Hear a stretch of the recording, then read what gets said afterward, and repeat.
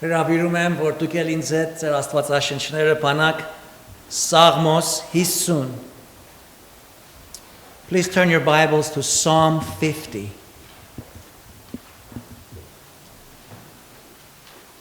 Սա Տիրոջ խոսքն է. Ճշմարիտ զոհը գոհություն է, Ասափի Սաղմոս. Աստվածների Աստվածը Յովան խոսում է և կանչում է երկրին արևելքից մինչև արևմուտքը. Սիոնի միջիցը, գեղեցկության կատարելությունիցը Աստված փայլում է. մեր Աստվածը կգա և լուր չի կենալ, նրա առաջին փչացնող կրակ է և նրա չորս կողմովը սաստիկ մրրիկ կա. Նա կանչում է երկնքին վերևիցը և երկրիս, որ իր ժողովրդին դատե. Ժողովեցեք ինձ մոտ իմ սրբերին, որ ինձ հետ ուխտ դրին զոհով, և երկինքը պատմե նրա արդարությունը, որովհետև Աստված դատավոր է. Լսիր, իմ ժողովուրդ, և ես խոսիմ, ով Իսրայել, և ես վկայություն տամ քեզ. ես եմ Աստված, քո Աստվածը. Քո պատարագների համար քեզ չեմ հանդիմանում, և քո ողջակեզները միշտ իմ առաջին են. Քո տնիցը արջար չեմ առնում, և ոչ այծեր քո փարախներից, որովհետև իմն են անտառի ամեն գազանները և հազարավոր սարերի անասունները. Ես գիտեմ սարերի բոլոր թռչունները և վայրի գազանները իմ առաջին են, եթե սովածանամ, քեզ չեմ ասել, որովհետև իմն է աշխարհք և նրա լիությունը, միթե ես արջարների միս կուտեմ և այծերի արյուն կխմեմ. Պատարագիր Աստծուն գոհություն և վճարիր բարձրելույն քո ուխտերը և կանչիր ինձ նեղության օրումը և ես կազատեմ քեզ և դու կփառաբանես ինձ. Բայց ամբարիշտին ասում է Աստված. քեզ ինչ, որ դու իմ հրամանները պատմում ես և իմ ուխտը բերանդ ես առնում, և խրատը ատում ես և իմ խոսքը քո հետի կողմն ես գցում. Եթե գող ես տեսնում, նրա հետ ես գնում, և քո բաժինը շնացողների հետ է. բերանդ չարության ես տալիս և լեզուդ նենգություն է հնարում, նստում ես և եղբորդ դեմ հակառակ խոսում, քո մոր որդու վրա բամբասանք ես անում. Այս բաները արիր դու և ես լուռ կեցա, կարծեցիր թե ես էլ քեզ նման եմ, բայց կհանդիմանեմ քեզ և քո աչքի առաջին կդնեմ. Միտք արեք այս, ով Աստծուն մոռացողներ, միգուցե ես հափշտակեմ և ոչ ոք չլինի, որ փրկի. Գոհություն պատարակ մատուցանողը փառավորում է ինձ, և ով որ իր ճանապարհին զգուշանա, նրան ցույց կտամ Աստծո փրկությունը. Աղոթենք. Ով Տեր, հիմա քո խոսքիդ առջև կանգնել ենք ակնկառույց, ակնկալելով, որ դու մեզ հետ պիտի խոսես. Ուստի Տեր, խոսիր մեզ հետ, քո ժողովրդիդ հետ, քո սրբերիդ հետ. Ինչ ունես ասելու, Տեր, ծառայիդ միջոցով դու խոսես, կառավարիր մեր սրտերը, փորագրիր խոսքիդ ճշմարտությունը մեր հոգիների տախտակների վրա և դրանց կատարելու և կիրառելու զորություն, կամք, հարատևություն պարգևիր յուրաքանչյուրիս. Ի փառս քեզ. Ամեն. Այս Սաղմոսը Ասափի գրած Աստծո խոսքն է, որ որպես երգ և ոտանավոր նրանք գործ էին ածում Աստծուն փառավորելու կամ նրան հիշելու համար. Այս Սաղմոսի միջոցով Աստված բոլոր մարդկության է խոսում եւ բոլոր մարդկանց իր պահանջքը եւ իր հրամանն է տալիս։ Այս Սաղմոսը կարելի է երկու գլխավոր մասերի բաժանել։ Եվ դրանցից ամեն մեկը իր յուրահատկություններով սերտ է, եւ այդ պետք է անենք։ Որպես նախաբան, 1-ից 5 համարներում Սաղմոս 2-ն Աստծուն այդ խոսողին է ներկայացնում, թե նա ինչպիսին է։ Նրա վեհությունը, սրբությունը, արդարությունը եւ պահանջատիրությունն է, demanding ներկայացնում։ Ապա նախաբանը տալուց հետո առաջին բաժանմունքի մեջ 6-ից 15-րդ համարներում Աստված իր խոսքը, հրահանգը կամ ավելի ուղիղը պահանջքը, demand-ը իր ժողովրդին է ուղղում։ Իր ժողովուրդ ասելով Սաղմոս 2-ն նշում է, թե սրանք նրանք են, ովքեր Աստծո ուխտի տակ են գտնվում ու զոհի միջոցով Աստծո առաջին սրբվածներ են համարվում։ Ուրեմն կարող ենք ասել, թե առաջին բաժնում Աստված իր խոսքը եւ պահանջքը հավատացյալներին կամ եկեղեցուն է ուղղում։ Մեզ է ուղղում։ Մեզանից պահանջ ունի Աստված։ Երկրորդ բաժնում 17-ից 22-րդ համարներում, որի մասին պետք է անդրադառնանք Տերը կամ եկալ շաբաթ, Աստված իր խոսքը եւ հրահանգը ամբարիշտներին է ուղղում։ Նրանց ամբարիշտությունները, մեղքերը, չարությունները, հանցանքները մատնանշում է եւ նրանց հանդիմանություն է տալիս եւ նրանց սաստիկ ահազանգ է անում։ Եվ որպես վերջաբան 22-ի եւ 23-րդ համարում մեր Աստվածը թե արդար լինելով, եթե նույն պահին ողորմած լինելով, նախ տակավին անփրկյալ մարդկանց մեղքի վարձքը ազդարարելով նրանց ողորմությունը հայտարարում։ Եվ ապա ուղարարներին եւ կյանքին զգուշություն անողներին փրկության խոստումը եւ վստահությունն է ներշնչում։ Ոստի այժմ որպես նախաբան նախ նայենք, թե ըստ այս հատվածին այն Աստվածը, ով մարդուց պահանջք է պահանջում, ինչպիսին է, ինչպիսի էակ է։ Աստծո խոսքը նրա մասին այս բաժնում ինչ է բացահայտում։ Առաջին համարից կարդում ենք.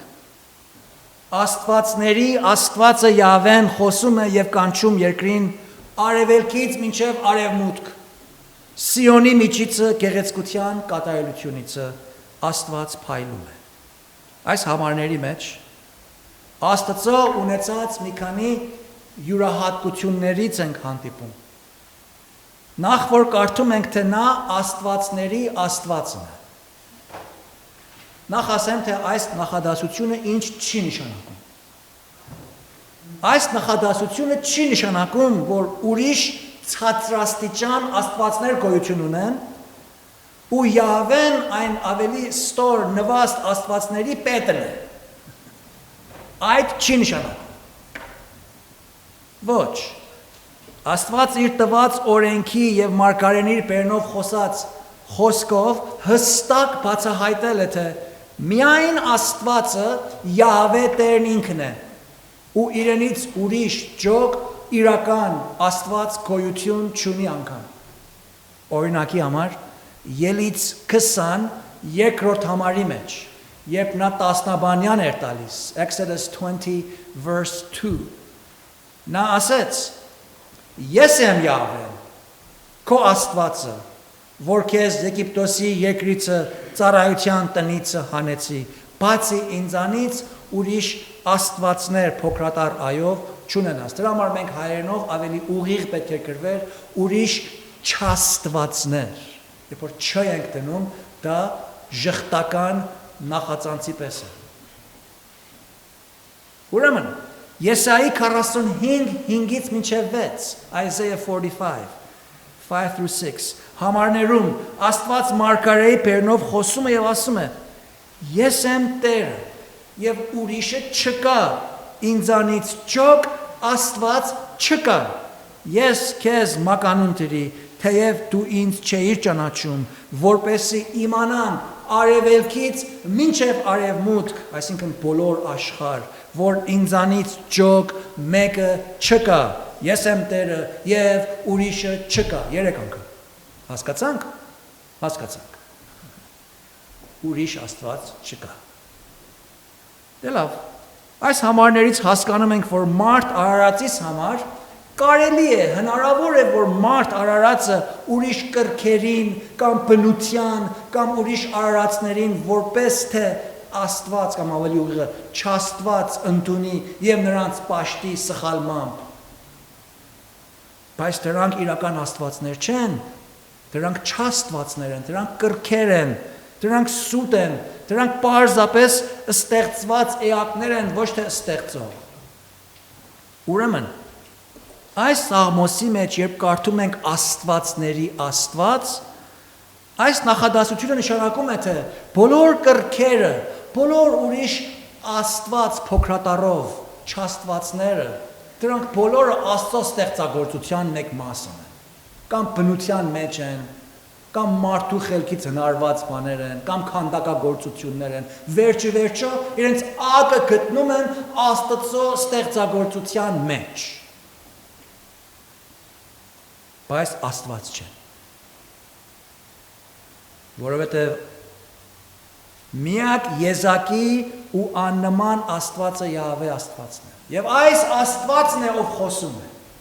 այս համարների մեջ։ Նրա անունը Յահվե է։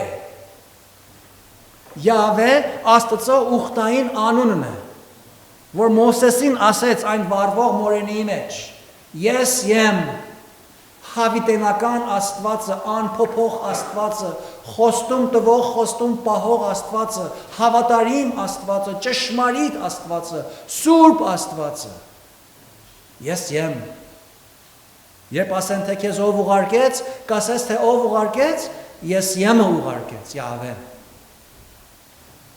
Այսինքն Աստված այն Աստվածն է, ով ինքն է ուխտ անում ու ինքը իր ուխտը պահում անկախ դիմացինից։ Եվ բոլոր նրանք, ովքեր նրա ուխտի տակ են մտնում եւ ուխտի պայմանները լրացնում, նրանք այն ուխտի օրհնություններն են վայելում, իսկ բոլոր նրանք, ովքեր այն ուխտի տակ չեն մտնում կամ այն ուխտը զանց են առնում կամ այն ուխտին անհնազանդ են գտնվում, նրանք այն ուխտի պատիժը եւ անեծքն են իրենց վրա բերում ու ժառանգում։ Այդ է Աստծո պայմանը մարդու հետ։ Նկատի առնենք, թե առաջին համարից տեսանք, որ Աստված արևելքից մինչև արևմուտք բոլոր մարդկանց է կանչում։ Սա նշանակում է, թե Աստված բոլոր անհատ մարդկանց դեմ պահանջ ունի, Ադամից սկսյալ մինչև վերջին ծնվող անհատը։ Եվ որևէ մեկը չկա, որ կարող է ծնվել, ապրել որպես մարդ արարած եւ ասի, թե Աստծո պահանջը ինձ չի վերաբերում։ Նրա պահանջքից, նրա հրամանից դուրս եղող մարդ գոյություն չունի։ Ուրեմն, այս խոսքը բոլորին է ուղղված, այս պահանջը բոլորին է ծածկում, եւ սա նշանակում է, թե բոլոր մարդիկ, ներառյալ ես ու դու, եւ բոլոր անհատներ, մի օր Աստծո առաջին պիտի կանգնենք եւ մեր նրանից ստացած այս մեր ֆիզիկական երկրավոր կյանքի շնորհքի համար, ամեն մի օրվա համար, ամեն մի շնչի համար, այս մեր կյանքի համար հաշիվ պիտի ներկայացնենք, թե մենք մեր կյանքով ինչ արեցինք։ Այս պարգևը, որ Աստված տվել էր մեզ, ոնց գործածեցինք։ Մտածել եք սրա մասին։ Ուրեմն մենք պատասխանատու ենք հասկանալու Աստծո պահանջը մեզանից։ Իսկ երկրորդ համարում Աստծո կատարելություններից է խոսում։ Կամ նրա յուրահատկություններից մի քանիսն ենք տեսնում։ կարդում ենք, թե Աստված Սիոնի միջիցն է խոսում։ Տեսեք, հրյաների համար Սիոն լեռը իրենց մեր հայերի պես Մասիս Արարատն է։ Երբ ասում ենք Մասիս Արարատ, այսինքն գեղեցկություն, right? Գոնե մեզ։ Եվ այդպես է, իրականությունը այդ է։ Որտեղ մենք հայ ենք։ Well, հրյաների համար էլ Սիոն այդպես է։ Երբ ասում ես Սիոն սար, հրյաները շատ հպարտ են ասում, որտեղ գեղեցկության մարմնացումն է իրենց համար։ Վեհության, բարձրության, սքանչության, փառավորության տիպարն է, the model։ Ուրեմն Սաղմոս 2-ն էլ հրյալ լինելով ասում է, թե Աստված Սիոնի միջից է խոսում, պատկերաբար։ Սիոնը Աստծո փառավոր ներկայությունն է ցուցաբերում, նրա վեհությունն է ցուցաբերում, նրա բարձրությունն է ցուցաբերում։ Այսինքն Աստված իր եղած տեղումը իր բոլոր աստվածային կատարելություններով օժտված, իր բոլոր կատարյալ ստորոգելներով հանդերձ այդպիսի անձ է, որ խոսում է մեզ, այդ փառավորությամբ, այդ վեհությամբ, այդ հեղինակությամբ, այդ փայլունությամբ մեզ խոսում է։ Եթե մեր երկրի պետը, ղեկավարը իր պաշտոնական հագուստներով եւ իր պաշտոնական ընկերակցությամբ մեզ հետ խոսելու լինի, մենք չենք ասի լավ գնա վաղն արի։ Մենք կկանգնենք եւ կբարևենք եւ կասենք հրամայիր Տեր, քանի քո ծառատ մտիկ է տալիս։ Աստված այդպես է խոսում մեզ եւ այդ է ակնկալում մեզանից։ Ուրեմն սա նշանակում է, թե Աստված հենց այսենց պահի տակ չի, որ մի անգամից միտն եկա, որ մի բան ասի մեզ։ Կամ իր զգացումներից չի, որ ազդվել է եւ ուզում է մեզ մի բան ասի։ Դա մենք ենք այդպես անում։ Կամ կեսկատար տեղեկություններ ունենալով սրանից լսելով, հիմա մի բան է ուզում մեզանից վավերացնի, այդ էլ չի։ Աստված կատարելապես փայլուն, այսինքն կատարելապես գիտուն է, կատարելապես գերիշխան է, կատարելապես վեհ է, իմաստուն է, արդար է, ճշմարիտ է, փառավոր է, ուղիղ է, ճշմարիտ է, եւ դրա համար իր կատարելությունից է խոսում։ Հենց այնպես մի բան չի ասում ես։ Նաեւ Աստված կատարելապես ողորմած է, շնորհալի է, սիրող է, գթառատ է։ Իր սիրով է խոսում։ Իմիջայլոց ասեմ, որ Աստվածաբանության մեջ Աստծո ստորոգելիները ճանաչված են իրավ ավելի ուղիղ կերպով, որպես Աստծո կատարելությունները, God's perfections։ Ինչու ենք ասում կատարելություն, որտեղ իր ստորոգելիները կատարյալ են։ Ամեն մարդ կարող է ստորոգելի ունենալ, բայց Աստծո ստորոգելիները կատարյալ են։ Դրա համար մենք ասում ենք Աստծո կատարելությունները։ Ուրեմն Աստված իր կատարելությունից է խոսում, եւ Աստված, երբ խոսում է, բնավ որևէ բանի պակասություն չունի։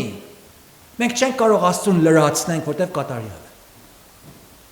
Երրորդ համարում որպես նախաբան նաև կարդում ենք, որ այս կատարյալ գերիշխան փայլուն եւ փառավորյալ Աստվածը պիտի գա։ Նա լուր չի կենալ, այսինքն մի օր բոլոր մարդկությունը Աստծո առջև պիտի կանգնի։ Ինչու, որտեվ նա սուրբ է, նա պահանջ ունի մեզանից, նա մեր ստեղծողն է եւ մենք իր ստեղծածներն ենք։ Եվ տեսեք, նրա սրբությունը, ասում է, նրա առաջին փչացնող կրակի պես է։ Նրա սրբությունը սպառող է։ Նաեւ նրա արդարադատությունը զորավոր մրրիկի պես է։ Դուք տեսել եք զորավոր մրրիկ։ Որոշ նահանգներ կան մեր երկրում, որ շատ զորավոր մրրիկ է պատահում։ Այդ փոթորիկը, այդ պտույտը, քամի պտույտը տները բարձրացնում է։ Ասում է, որ նրա արդարադատությունը մրրիկի պես զորավոր է։ Որևէ մարդկային ինքնարտարացում այս զորավոր մրրիկի պես Աստծո առաջին չի կարող դիմանալ եւ ասելով, «Օ, գիտես ինչու ես այդ արեցի, որովհետեւ այդպես բան գոյություն չունի»։ Մենք չենք կարող մենք մեզ արտարացնել մեր բարի գործերով, մեր մտայնությամբ, մեր որևէ տեսակ պատրվակներ բերելով, absolutely ոչ։ Մեզ Տեր Հիսուսի մեջ ապաստանածներից համար սա խաղաղություն է, որ մենք Տիրոջ մեջ ենք, որ մենք Տիրոջը ծածկոցով նրա առջև կարող ենք կանգնել եւ դիմանալ։ Բայց առանց Տեր Հիսուսի փրկության ծածկոցով նրա մրկանման արդարության առջև կանգնելը սաստիկ վտանգավոր եւ վախենալի է։ Սաղմոս առաջին 4-ից 5 համարների մեջ Psalm 1:4-5 ամպարիշների մասին ենք կարդում, ով չեն դիմանում, չեն կարող դիմանալ Աստծո այս սրբության եւ արդարության առջև։ Ասում է.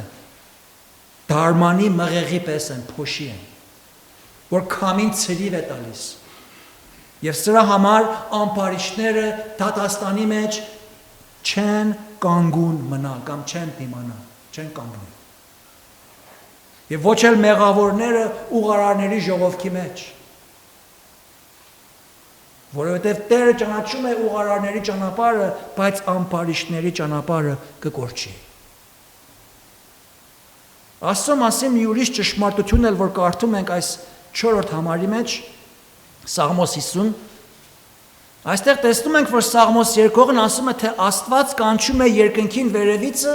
եւ երկրին, որ ժողովրդին դատի։ Այսինքն ինչ։ Այսինքն այս համարի մեջ մի դատարանի տեսարան է բացվում մեր առջևը։ Եվ Սաղմոս 2-ն Աստծուն այստեղ որպես մի կատարյալ դատավոր է ներկայացնում, որ այս սուրբ փառավոր հեղինակավոր դատավորը հիմա պիտի դատի, այսինքն պիտի ստուգի իր առջև եղող բոլոր մարդկության երկու դասակարգները։ Բայց գիտեք, հին կտակարանում Աստծո տված պատվիրանի համաձայն մի դատական հարց որոշելու համար երկու գոնե վկաների կարիք կար։ Ուստի այստեղ էլ Աստված իր ստեղծած երկնքին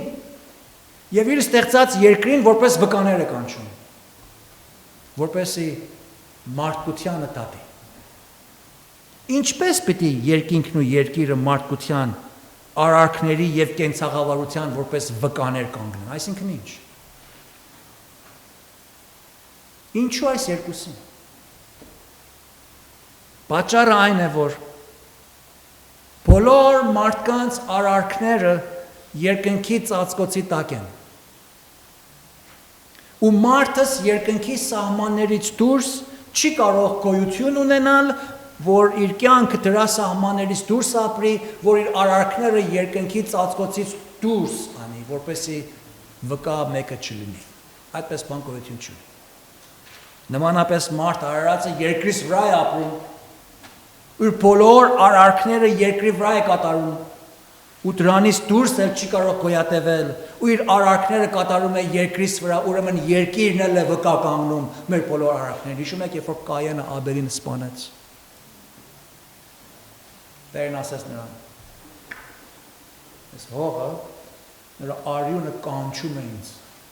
այսինքն վկա է կանգնում քո արածը։ Այս խոսելակերպը, այս բանաձևը, այս ոճը Աստծո ամենատեսության եւ ամենագիտությանն է ակնարկում, որից մարդ արարածի համար անհնար է փախուստ տալ, պրծել, դրանից դուրս ծածկվել։ Ադամը ճանաց այդպես անել, երբ որ մեղանչեց, գնաց պահվտեց, բայց արդյոք Աստված նրան կորցրեց։ Ինքը Աստծուն կորցրեց, ոչ թե Աստված Ադամին։ Երբ Ադամին հարցրեց, Ադամ ուր ես, դա չի նշանակում, որ Աստված ճիշտ ինչպես մենք մեր հրաձայնը կորցնում ենք, ասում ենք, բա որտեղ եմ դրել։ No, դրա համար չհարցրեց ուր ես, որ Ադամը իրանացել, ստեղ եմ, Տեր Աստված, տես, աչիկ, մի քիչ ես, հիմա տեսար։ Չէ, դրա համար չհարցրեց։ Ադամ ուր ես, այսինքն Ադամ, ես տեսնում եմ, որ դու ուր ես, բայց դու տեսնում ես, որ դու ուր ես։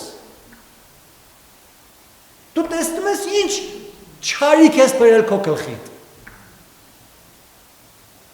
Ուրեմն, երբ ասում է երկինքն ու երկիրը վկա է կանգնեցնում, այսինքն այդ դատարանի մեջ մենք ճշմարտությունից փախուստ չունենք։ ամեն բան կհայտնվի։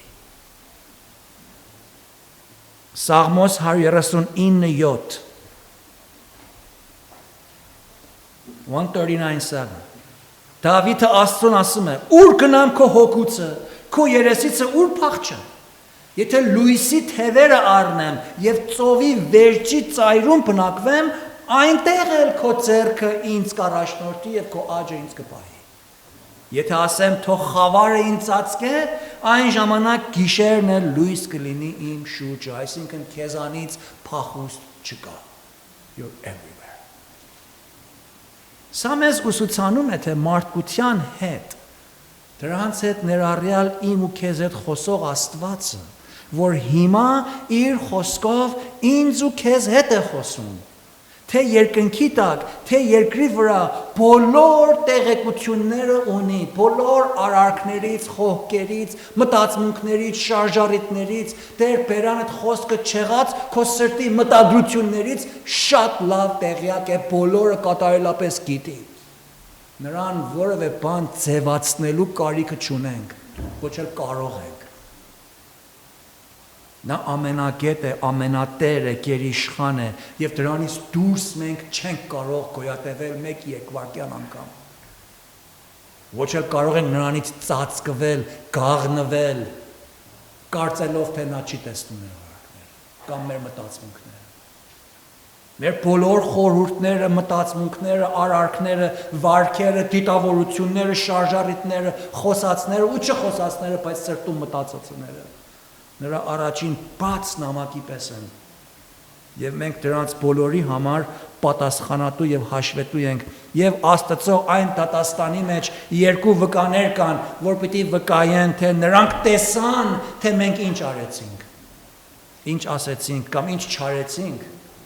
ինչու արեցինք կամ չարեցինք, ինչպես վարվեցինք կամ խոսեցինք եւ այլն։ Մի խոսքով մեր կյանքի ամեն մի օրվա յուրաքանչյուր նույնիսկ խոսած խոսքի համար Տերն ասում է, որ Աստծո պատասխան պիտի տանք։ Թե մենք նրանից ստացած կյանքի շնորհքը ինչպես գործածեցինք։ 60 տարի, 70 տարի, 80 տարի, Տերը տածեց 100-120 տարի։ Ինչպես գործածեցինք։ Այս Աստվածը բոլոր մարդկության երկու դասակարգի է բաժանում, որտեղ այդ է իրականությունը։ Աստծո հավիտենական տեսանկյունից ժողովուրդը երկու դասակարգի է բաժանվում։ Առանց խտրության, թե որ ազգից են,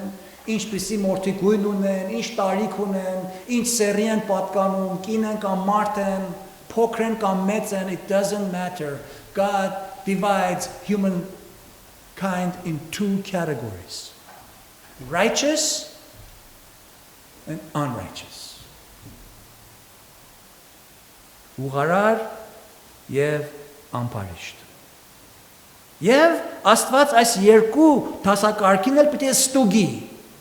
Ամեն մի դասակարգին իր ձևով, իր պայմանների մեջ։ Դատել այստեղ նշանակում է ստուգել, ճշմարտությունը եւ իրավունքը բացահայտել, անմեղին, թողվածին, ներում ստացածին ազատ արձակել եւ օրհնել։ Իսկ մեղապարտին, տակավին իր մեղքերի մեջ դատապարտվածին արտար նրա չարության հատուցումը եւ պատիժը տալ։ Այս կլինի։ Ու սրանից մենք փախուստ չունենք։ Նախ առաջին դասակարգին է խոսում եւ այսօր դրա վրա պիտի կենտրոնացնենք մեր ուշադրությունը։ 5-րդ համարում այս առաջին դասակարգը որպես Աստծո սրբեր են անվանում։ Տեսեք, ասում է կանչեցեք, ժողովեցեք իմ մոտ իմ սրբերին։ Աստծո սրբության սպառող կրակի նմանությունը եւ նրա մրրկանման արտարությունը սերտելուց հետո ու դրանից վախենալուց հետո երբ կարդում ենք իմ սրբերին, սա մեզ հանգստացնում է։ Մենք վախենալու կարիք չունենք։ Այդ կրակը մեզ չի սպառի։ Այդ մրրիկը մեզ տեղից տեղահան չի անել։ Ինչու, որտև մեզ կանչում է իր սրբերը։ Եվ ինչպես է, որ իր սրբերն ենք, ասում է. ժողովեցեք ինձ մոտ իմ սրբերին, ովքեր ինձ հետ ուխտ դրին զոհով։ Ինչ եք հիշում, երբ ես կարդում եք։ Ում եք հիշում պիտի ասեմ։ Ում եք հիշում։ Մեր Տիրոջն ենք հիշում։ Փառք ենք տալիս քեզ Տեր, որ քո զոհով մենք Աստծո սրբեր ենք եղել։ Եվ այլևս չենք վախենում նրա սրբության կրականման մաշեցնող էությունից, ոչ էլ նրա մրկանման կորցնող զորությունից։ Խաղաղությամբ մեր հոգին լցվում է, մեր հոգին հանգստանում է, եւ մեզ մեր Աստծուն պինդ սիրով եւ կատարյալ վստահությամբ կարճացնում է, եւ դրանով մեզ ուրախացնում է։ Աստված ուխտի զոհին վստահած մարդկանցս, այսինքն Հիսուսի ուխտին, սրբեր է անվանում։ Սուրբ նշանակում է մաքրված, լվացված, նաև սուրբ նշանակում է հատուկ նպատակի համար մեկ կողմ ճոկված, մեկուսացված, առանձնացված, զատված։ Եվ ճիշտ հենց այդ է եկեղեցի բառի իմաստը։ Թեպետ եկեղեցի բառը մենք հայերեն լեզվի մեջ որպես եկեղեցի հայերեն բառ ենք գործածում, բայց իրականության մեջ եկեղեցի բառը լատին է, հայացված է եկեղեցի, պարսիկները քելիսիա, էկքլիսիա, գալիս է լատին բառից էկքլիսիա, էկ այսինքն exit դուրս, քալեո այսինքն կանչեց, կանչվածներ, մենք դուրս կանչվածներն ենք։ Մենք սրբվածներն ենք, մենք ճոկվածներն ենք, մենք մեղքի կապանքից լվացվածներն ենք։ Այդ է եկեղեցին։ Աստծո փառքի համար ապրելու նպատակով Աստված մեզ մեր մեղքի Եգիպտոսից հանեց, ինչպես իսրայելացիներին հանեց։ Եվ այդ իմաստով է, որ Տերը իր խոսքում ուխտի զոհին նրան վստահողներին իր սրբերն է կոչում։ That's why we are church. We are ecclesia. Որտեղ զոհ է տրվել, որտեղ զոհը այդ մեղքի պատիժն է վճարել։ Եվ մենք նրանով ծածկված, նրան վստահած այդ դուրս եկածների մաս ու բաժին ունենք։ Եվ դրա համար Աստծո սրբեր ենք նկատվում։ Սակայն նկատենք, որ նա մեզ միայն սրբեր չի կոչում, այլ եկեղեցուն, այսինքն մեզ Աստծո ժողովրդին հավատացյալներին իմ սրբերն է կոչում։ Wow, that's a double honor. Սա հիանալի ճշմարտություն է բացահայտում, թե մենք Տեր Հիսուսի զոհով, նրան վստահելու միջոցով, նրա արժանիքով եւ Սուրբ Հոգու մեր մեջ գործած հրաշալի վերստին ծննդյան որպես արդյունք, մենք Աստծո պատկանելիության տակ ենք փոխադրվել։ Մենք ուրիշի մալն էինք, հիմա Աստծո մալն ենք։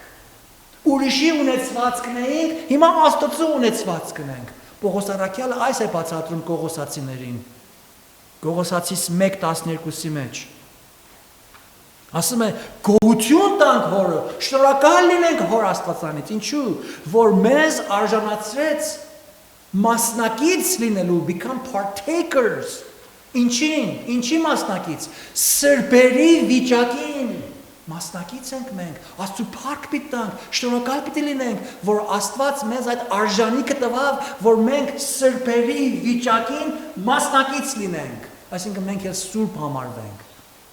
Ինչպես եղավ, որ մենք այդ լույսի մեջ սրբերի վիճակին մասնակից ենք լինում, ահա ասում է, որովհետև փրկեց մեզ կամ փրկագնեց, redeemed us, paid for it and bought us out, վճարեց եւ մեզ ծախու առավ։ Ճիշտ երբ որ գնում եք սուպերմարկետը շուկան եւ մի ծմերուկ եք ուզում առնեք, այդ ծմերուկը ձեզ չի պատկանում, մինչեւ որ դուք դրա գինը չվճարեք, երբեմն թորնիկի ստանում եմ շուկա եւ շաքար է ուզում, շոկոլադ, եւ տեսնում է իր ուզածը, եւ ուզում է ամիջապես առնի բանատնի բերանը, ասա մեկ վարքյան սպասի տղաս, այս դարմերը չի, բայց մի պիտի, գիտեմ, պետք է տանենք քաշերի մոտ, դրամը որ վճարեցինք, հետո դա գլինի քոնը, դու կարող ես ուտես։ Նույնն էլ այստեղ։ Տերը մեզ համար գին վճարեց, իր կյանքի գինը վճարեց, որպեսզի մեզ փրկա գնի, իրը անի, պատկանելություն տվավ մեզ Եվ մենք պատկանում ենք, ասում են առաքյալը, մեզ խավարի իշխանությունից, խավարը մեր վրա իշխանություն ուներ, հեղինակություն ուներ, մենք նրան ենք պատկանում, այդ հեղինակության տակից մեզ տվավ պետք եղած վճարը եւ առավ, ծախու առավ։ Եվ մեզ իր սիրելի որդու արքայության մեջ փոխադրեց, were transferred, այլևս նրան չենք պատկանում, խավարին չենք պատկանում, մեղքին չենք պատկանում, մենք Աստծուն ենք պատկանում։ Դրա համար Աստված ասում է իմ սրբերին։ Ես ու դու սիրելի հավատացյալ Աստծո սրբերն ենք։ Աստծո զավակներն ենք։ Աստծուն ենք պատկանում։ Անկախ թե որ եկեղեցում ես պաշտում, ինչ լեզվով ես պաշտում, քանի տարեկան ես, քանի տարի է որ պաշտում ես, դու Տիրոջն ես պատկանում։ Օրհնյալ երաշխիք։ Իմ սենց Ու այս խորհուրդը ինչ քաղցր է օգտվես։ Փրկության ժառանգ Տիրոջն եմ ես։ Մենք Տիրոջն ենք։ Աստված է մեր տիրականը։ Մենք նրա որդեգրված զավակներն ենք։ Մենք լույսով որդիքն ենք։ Սուրբերի վիճակին մասնակցության արժանացածներ ենք։ Դրա համար մենք Աստված ասում է իմ սրբերը։ Սա հիանալի խորհուրդ է, բայց այստեղ չի վերջանում հարցը։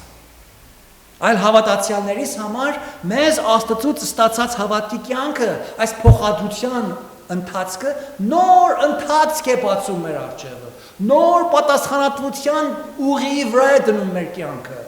նոր պահանջ կունի Աստված մեզանից։ Ասում եմ սրբերին կանչեք, որտեղ ես բան ունեմ ասելու ձեզ։ Թեպետ մեր արդարությունը, մեր փրկության այդ առաջնակարգ քայլը, նախաձեռնությունը, մեր արդարացումը Աստծո մենակատար գործն է, մենք դրա մեջ բան չունենք անելու։ Սակայն արդարացությունից հետո, երբ սկսում ենք մեր հավատքի կյանքի սրբագործության ընթացքը, այլևս մենակատար չի, մենք էլ անելու բան ունենք։ Դա դառնում է հարակատար։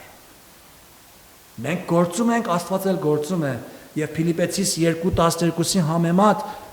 այս հոգևոր կյանքի ընթացքում Աստծո սրբերս եկեղեցին մեր փրկությունը տողով եւ երկյուղացությամբ գործելու ենք, այսինքն մենք անելիք ունենք, Աստված մեզնից պահանջ կունի եւ մենք պետք է այդ պահանջը լրացնենք։ Ապրելու ուղիղ, վարվելու ուղիղ, մտածելու ուղիղ, խոսելու ուղիղ շարժարիտներ ունենալու, սխալին դեմ տնելու, պայքար մղելու պարտականություն ունենք եւ դրա համար մենք հաշվետու պետք է կանգնենք։ Աստված մեզ տվել է պարգևներ, մեզ տվել է թե ծիրքեր, թե հոգեվոր պարգևներ։ Դրանց գործածության համար Աստված մեզ հաշվետու պետք է կանգնեցնի։ Ես քեզ տվեցի այս գործն անես, ինչպես արեցիր։ Քեզ տվեցի 2 մնաս, քանի բերիր։ Թե ոչ տարեցիր, թաղեցիր։ Ոստի Այս իր ժողովրդին ասում է լսիր, այսինքն միտքդ տիր, ուշադրություն արա, աննկատ մի թողնել այս հարցը, լսիր իմ ժողովուրդ, I love this, երբ ասում է իմ ժողովուրդ, ես սիրտս հանգստանում եմ, երևակայացակ իր ժողովուրդը չլինեինք, գալ շաբաթ կտեսնենք, ահա որ է, I don't want to even preach about it.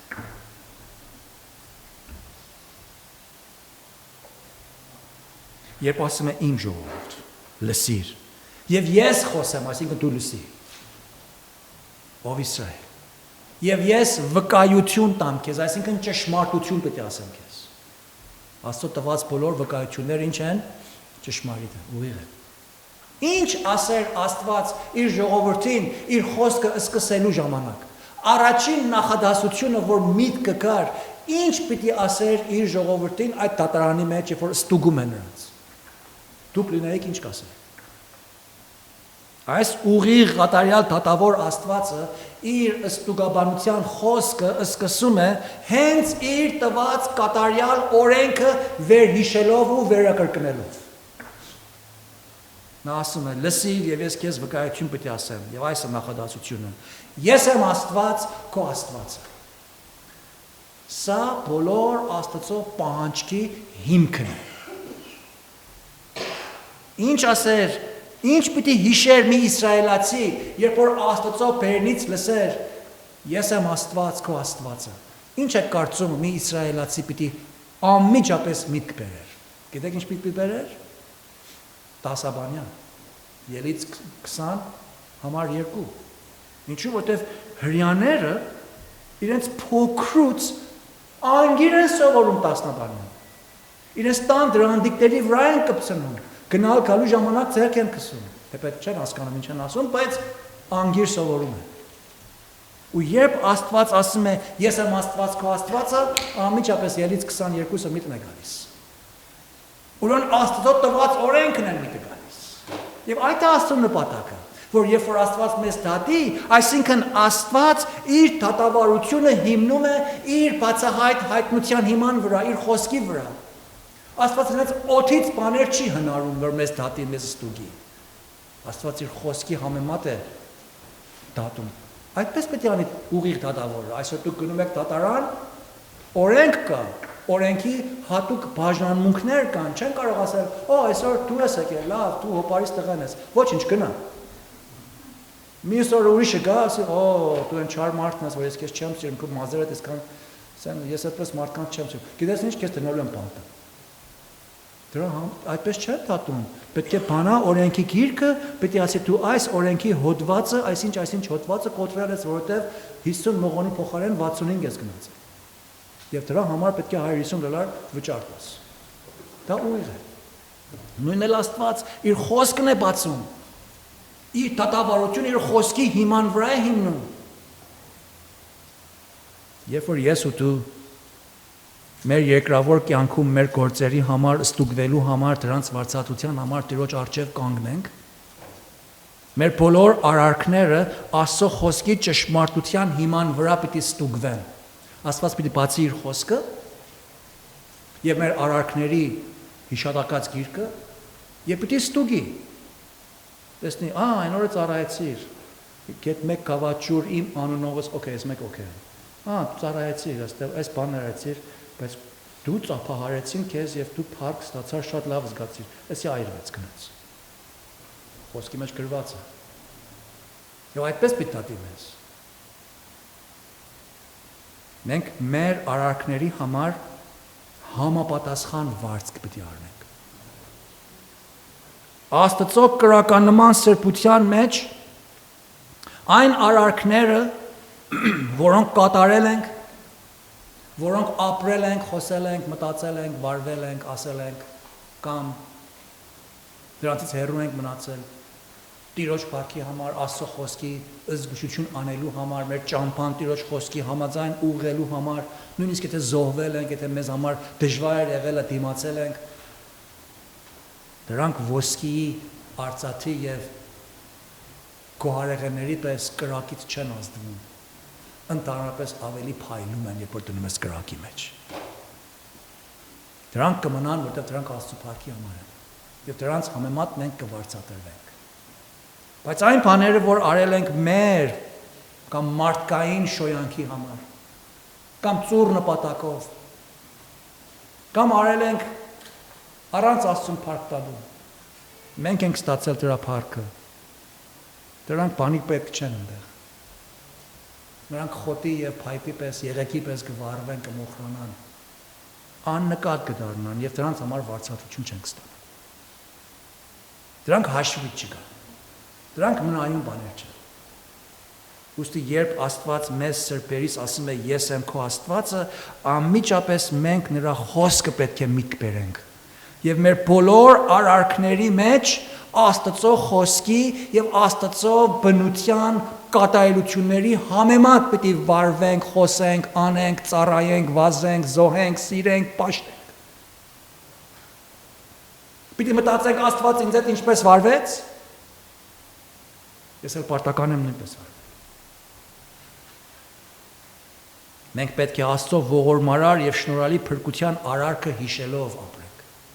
Մենք պետք է պատգամը, ավետիսի պատգամը ամեն օր մենք հենց մեզ կարոզենք, որպեսզի հիշենք, թե Աստված ինչպես վարվեց մեզ հետ, ինչ է ուղիղ անելու այս պարագային։ Ոչ թե մեր զգացումները շոյելու համար, մեր գրպանը ապահովելու համար, մեր բարիքը շահը փնտրելու համար, բայց անպայման Աստծո փառքը փնտրելու։ Այս իմաստով է, որ առաջին Կորինթացիս 10:31-ի մեջ Պողոս առաքյալն ասում է,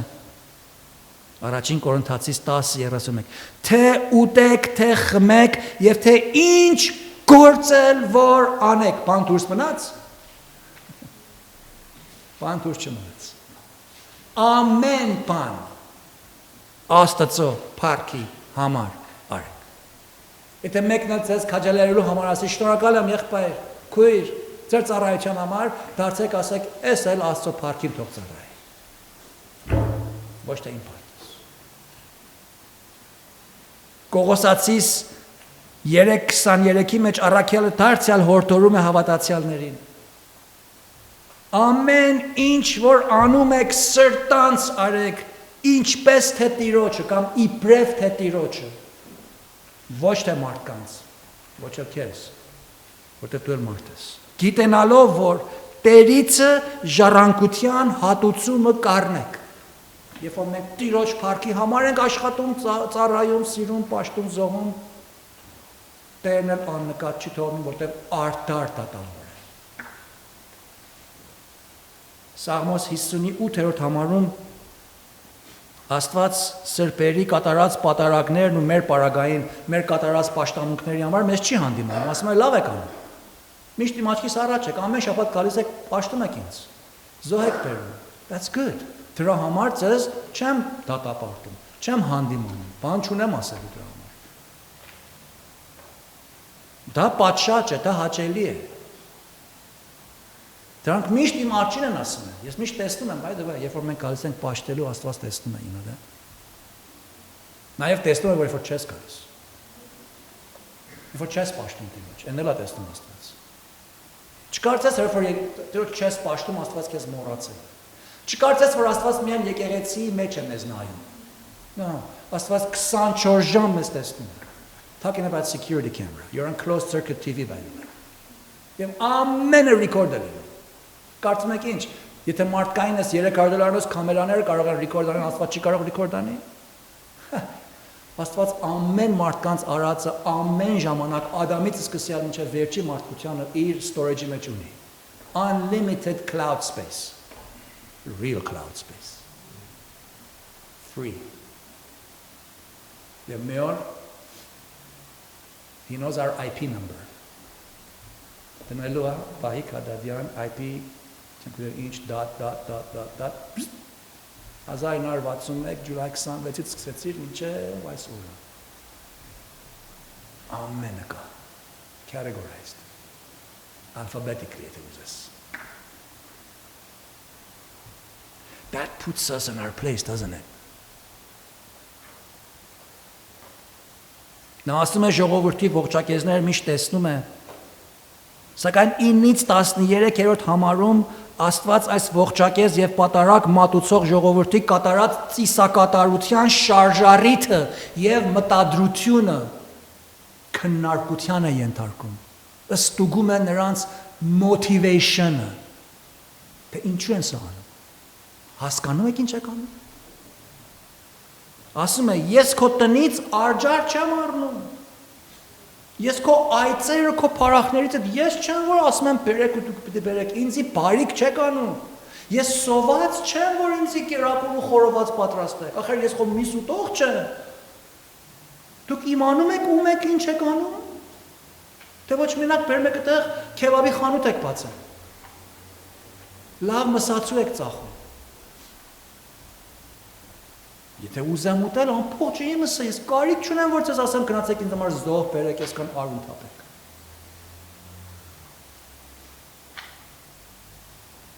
Որովհետև ձեր զոհությունը ինձ որևէ բան չի ավելացնում։ Մեր պաշտամունքը, մեր փառավորությունը Աստծո կատարելության վրա բան չի ավելացնում։ Մենք չենք կարող Աստծո ոտը պարսկերացնել մենակ տնենք, այսինքն նրան պարտական համարենք։ Նրան ասենք, որ տես Աստված, ես քեզ 15 տարի պաշտել եմ, ուրեմն ինչ, ուրեմն ոչ մի բան։ Պարտական է պաշտել ես, մեծ բան չես արել։ Մենք Աստծուն ծառայում ենք, եթե զոհում ենք, եթե նվիրում ենք, մենք Աստծուն բարիք չենք անում, պարզապես վերադարձնում ենք նրան հատկացված մեր երախտագիտությունը։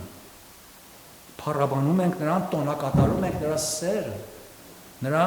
մեզ մեջ դրած այդ հիանալի երկճանի կյանքի խոստումը, մենք նրան փառք ենք տալիս։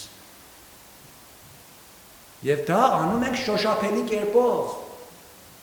Անձնապես ներկա են գտնվում ժամանակից, ձիրքերից, պարգևներից, դրամից, տնից, ընտանիքի ժամանակից, ունեցվածքից, ամեն բանից Տիրոջ գործի համար ներդրում ենք անում։ Իբարս Աստծուն։ Ոչ թե Աստված կարիք ունի, ոչ թե Աստված էլի չանենք, Աստված անճար կմնա, ոչ, այդպես չի, ամենը իրն է։ Մեզանից ոչ մեկը չգանք պաշտելու, Աստված տակավին փառավորված է հավիտենապես։ Դրա համար Աստված հավատացյալներից մի ուրիշ պահանջ ունի, երեկպատիկ պահանջ ունի եւ այս է։ Այս է պահանջում Աստված։ Նայեցեք 14-ից 16-րդ համարներում ասում է առաջին. Պատարագիր Աստծուն գոհություն։ Երկրորդ. Վճարիր բարձրելույն քո ուխտերը։ Երրորդ. Կանչիր ինձ նեղության օրում։ Եվ սրա որպես արդյունք ես քեզ կազատեմ եւ դու կփառաբանես ինձ։ Սրբերից Աստված պահանջում է եւ մեզ հորդորում է, որ մենք Աստծուն շարունակաբար գոհության պատարակ բարձրացնենք։ Զոհ որ անում էին, նվեր էին տալիս Աստծուն հաճելի լինելու համար։ Մենք էլ գոհություն տալով, Աստծուն շնորհակալություն հայտնելով նրան հաճեցնում ենք։ Դրա մասին անցյալ շաբաթ մանրամասն խոսեցինք։ Չկրկնեմ, բայց մենք պետք է Աստծուն շարունակաբար շնորհակալություն հայտնելով ապրենք բոլոր պարագաներում։ Ամեն պարագաները հեշտ ու հանգիստ չեն։ Կան պարագաներ, որ խիստ ցավեցնող են։ Պարագաների համար շնորհակալություն չենք հայտնում։ Պարագաների միջով անցնելուց ենք շնորհակալություն հայտնում Աստծո համար, նրա զորակցության համար, մխիթարության համար, ընկերակցության համար, ներկայության համար, խոսքի համար եւ այլն։ Որտեղ գրված է գոհությունով մեկտեղ ձեր աղաչանքները Աստծո հայտնի արեք եւ Տերը Աստծո խաղաղությունը ձեր միտքը եւ սիրտը կպահպանե Տեր Հիսուս Քրիստոսի մեջ։ Երկրորդ, Աստված պահանջում է, որ մենք նրան մեր կատարած ուխտերը կամ խոստումները կատարենք։ Քիչ առաջ կարդացինք 119-րդ Սաղմոսի մեջ Դավիթն ասում է. Ես իմ բոլոր կատարած ուխտերս քեզ կկատարեմ։ Որպես հավատացյալներ, մենք ինչ ուխտ եւ խոստում ենք տվել Աստծուն։ 5-րդ համարում կարդացինք, որ մենք որպես Աստծո ժողովուրդ զոհով ուխտ ենք դրել Աստծո հետ, որ ինչ անենք։ Որ այդ ուխտի պայմաններին հնազանդ կյանք ապրենք, որպեսզի օրհնությունը վատենք։ Որն է այն ուխտը, որ ես ու դու որպես հավատացյալներ Աստծո ուխտավոր ենք գտնվում։ Որն է այն զոհը, որի միջոցով ես ու դու Աստծո ուխտի տակ ենք մտել։ Մենք ուխտի ժողովուրդ ենք, or covenant people, որովհետև մենք Աստծո որդի Տեր Հիսուս Քրիստոսի կատարած զոհով նրա ուխտի տակ ենք։ Շնորհած ուխտի տակ ենք։ Աստված իր միածին որդին ինքը աշխարհվերկեց զոհ արավ եւ այս որդին մահվան պատիժը մեղքի հատուցումը իր վրա առավ, որ մենք ազատվենք։ Եվ Աստված այս անելու մտադրությունը Ադամին նույնիսկ ցույց տվավ, հետո Աբրահամին, հետո Մոսեսին եւ բոլոր մարգարեներին, մինչեւ հասավ Հիսուսի ժամանակ, որ Տերն առավ բաժակ, ասեց այս արյունն է ինչ նոր ուխտով։ Որ մենք ուխտի ժողովուրդ ենք։ Հիսուսի մահով եւ հարությամբ Աստված նոր ուխտ բացեց մեզ համար եւ մենք ուխտավոր ենք կանգնած Աստծո առաջին։ Մենք պայման ունենք լրացնելու։ Ուստի հիմա մենք այդ ուխտին հնազանդություն անելով պետք է ապրենք։ Այդ Աստծո ուխտի փրկության հրամանին եւ հրահանգին անսալով պետք է ապրենք։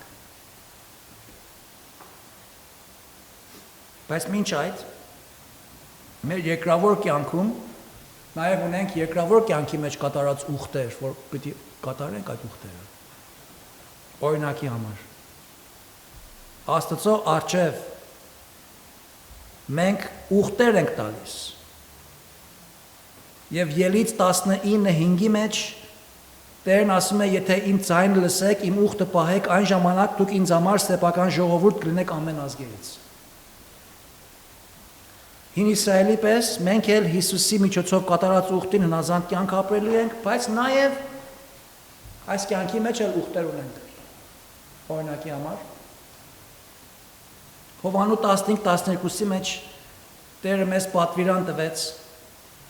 եւ ասեց. «Սա այն պատվիրանքը, որ մեկս մեկ սիրեք, ինչպես ես ձեզ սիրեցի, ոչով դրանից ավելի մեծ սեր չունի, որ մեկը իր անձ իր բարեկամների համար տնի։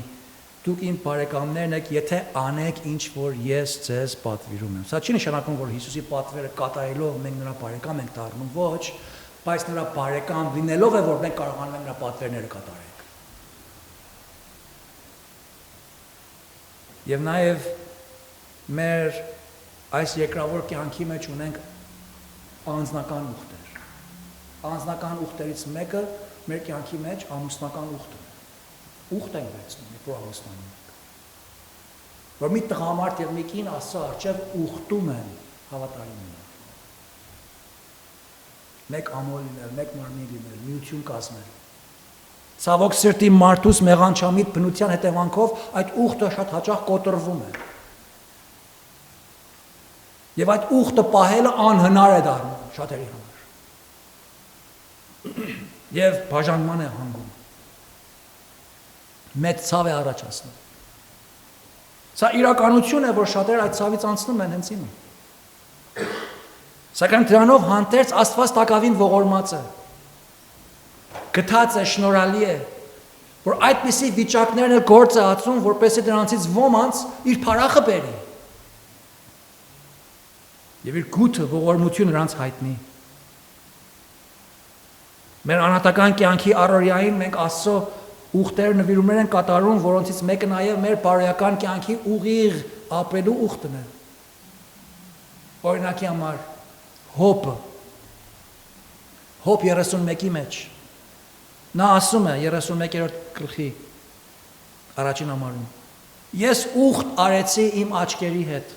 որ կույսի վրա չմտածեմ։ Այսինքն ես որոշել եմ, ես հաստատ խոստում եմ տվել ինքս ինձ Աստծո առջև, որ ես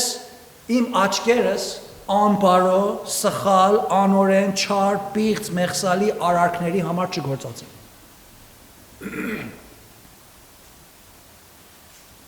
Դու ինչպեսի ուխտ ունես Աստծո հետ։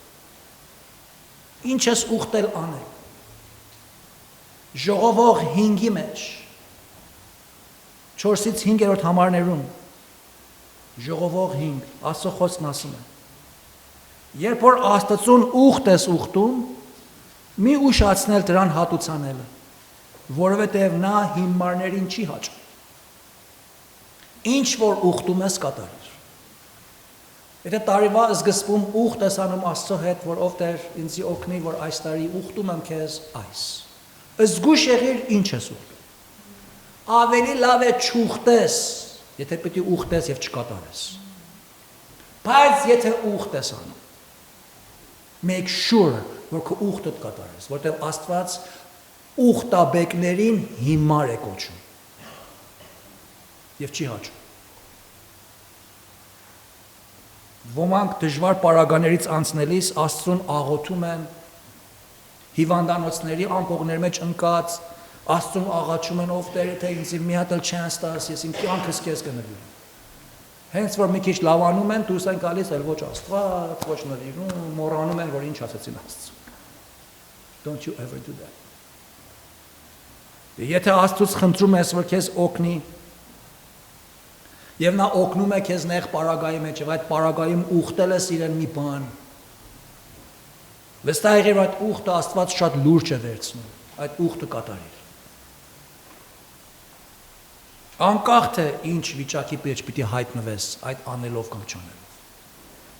Երրորդ պահանջը, որ Աստված իր սրբերից եւ հավատացյալներից պահանջում է, այս է։ Նա ասում է՝ կանչիր ինձ նեղության օրումը։ Ես սա որպես արդյունք քեզ կազատեմ եւ դու կփառաբանես ինձ։ Մենք բոլորս էլ մեր կյանքում նեղ օրեր ունենք։ Կարգին նեղություններից ենք անցնում։ Մեր Աստվածը պահանջում է մեզանից։ Ոչ թե լավ թելադրություն է տալիս, ոչ, պահանջ է, this is a demand։ Որ մենք նեղության օրը նրան կանչենք։ Աղոթք բարձրացնենք։ Նրան հենվենք, Աստծո ամենակարողությանը վստահենք, նրա խնամքին վստահենք, բայց ոչ միայն այսքան, այլ նա խոստանում է, որ մեզ կազատի, և մենք նրան կփառաբանենք։ Աստված մեզ նեղության միջից երկու ձևով է ազատում։ Կամ նեղությունը և նեղ պարագաները վերացնում են, և մենք այդ դժվարության չենք մատնվում։ Կամ էլ, շատ հաճախ, նեղությունը չի վերացնում, և արտոնում է, որ մենք այդ նեղության միջից անցնենք, սակայն այդ նեղության միջից անցնելու պահին նա մեզ իր ներկայությամբ զորացնում է, իր խոսքով մխիթարում է, իր աստվածային զորությամբ պահապան ու պաշտպան է կանում, և օրեցօրե իր շնորհքը մեր վրա ավելացնում է, որ մենք կարողանանք այդ զորից անցնենք։ Նա այսպես ազատեց Կարմիր ծովից անցնողի ժողովրդին։ Նրանք ծովի առջևն էին, ետևից փարավոնն ու զորքն էր վրա գալիս։ Ելից 14:10-ի մեջ կարդում ենք. Երբ որ փարավոնը մոտեցավ եւ Իսրայելի որդիքը իրենց աչքերը բարձրացրին եւ ահա եգիպտացիք գալիս էին նրանց ետևիցը, շատ վախեցան։ Իրա վախենալի է։ Եվ Իսրայելի որդիքը աղաղակեցին Յահվեին։ 13-րդ համարի մեջ Մովսեսը ժողովրդին ասեց՝ մի վախենաք, կանգնեցեք եւ Յահվեի փրկությունը տեսեք, որ կանե ձեզ համար այսօր, որտեւ ձեր այսօրվա տեսած եգիպտացիներին այլևս պիտի տեսնեք հավիտյան։ 16-րդ համարում Աստված Մովսեսին պատվիրեց, որ ձեռքը ծովի վրա երկարացներ եւ ծովը ճեղքեր։ 19-րդ համարի մեջ կարդում ենք. Ապա Տիրոջ հրեշտակը ելավ, նրանց ետևիցը գնաց, եւ երբ որ Մովսեսը իր ձեռքը մեկնեց, Յահվեն սաստիկ արևելյան հովով քշեց ծովը եւ բոլոր գիշերը, put this in your head, գիշերը ծովը ցամաքեցրեց եւ ջրերը ճեղքվեցան եւ Իսրայելի որդիքը ծովի միջովը ցամաքով գնացին։ Ծովի միջովը ցամաքով գնացին։ What a wonderful thought. Երբ որ փարավոնը զորքը տեսավ, որ ծովը ճեղքվել էր, կարծեցին իրենք էլ կարող են անցնել, մտան այդ առիթը օգտագործելու համար, Աստված ջրերը վրա բերեց եւ բոլորին ծածկեց։ Այսպես ազատվեցին։ Նկատեցիք։ Աստծո ժողովուրդը գիշերով ծովի մեջից, դուք գիշերով բիճ գնացել եք։ Կհամարցակվեք, գիշերով մտնեք այդ ծովի մեջ։ Ջուրերը կանգնել են երկու կողմից։ Մարդկային տեսանկյունով վտանգավոր է։ Վախենալի է, տարօրինակ է, վստահելի չի երևում, այս ջուր է։ Բայց Աստծուն վստահելով խիստ վստահելի է, որտեղ անկարելին կարելի դարձավ, որոնց Աստվածը վրանում է։ Ուրեմն կարող ենք այդ ցամաքով անցնենք։ Այո, ծովի միջով ցամաքով քայլեցին։ This is the beauty of God delivering us. Ծովի միջով ցամաքով քայլեցին։ Այս նախադասությունը չմոռանաք, երբ նեղության միջից եք անցնում։ Ինչպիսի ծովի առաջին ես կանգնել դու այսօր, ես չգիտեմ։ Մի վախենալ, Աստված քեզանից պահանջում է, որ դու աղաղակես, աղոթք կանես, կանչես նրան, պարագատ Տիրոջ հանձնես եւ վստահես, որ Աստված քեզի ուժ կտա, որ դրա միջից անցնես։ Եվ երբ որ անցնես մյուս կողմը, դու իրեն կփառավորես։ Տերը ծովը չի վերացնում, բայց ծովի միջով ցամաքով քայլել է տալիս մեզ։ Նրա հրեշտակը մեր հետևից պահապան է կանգնում մեզ։ Նրա գիտության լույսը մեր խավար ճանապարհին լույս է տալիս։ Եվ այսպես Տերը խոստանում է մեզ ազատել։ Երբ որ ազատվես, հիշիր այն 10 բորոտներից այն մեկ բորոտի պատմությունը, որ վերադարձավ եւ իր բժշկողին երախտագիտություն հայտնեց։ Աստծուն շնորհակալություն հայտնես։ Նրան փառաբանես։ Կյանքդ նրան նվիրես։ Նրա խոսքի համեմատ ապրես, որպեսզի Աստված ամենօրյա կյանքովդ էլ շարունակվի փառաբանել։ Այստեղ կանգ պիտի առնեմ։ Եվ ամբարիշտի նկատմամբ ունեցած Աստծո պահանջների մասին Տերը կամի մյուս անգամ կսերտենք, աղոթենք։ Փառք քեզ մեր Տերը։ Շնորհակալ ենք այս պատգամիտ համար։ Շնորհակալ Տեր, որ մենք քեզ վստահելով ապրենք, քո պահանջներդ կատարենք։ Քեզ քո հունակ կյանք ունենանք։ Քեզ փառավորող կյանք ունենանք։ Նաև մեր վտանգների միջից անցնելով քեզ կանչենք։ Եվ դու մեզ կազատես։ Եվ մենք քեզ անոտ փառաբանենք։ Փառք ու պատիվը քեզ աղայել, հիմա եւ հավիտյանս հավիտենից։ Ամեն։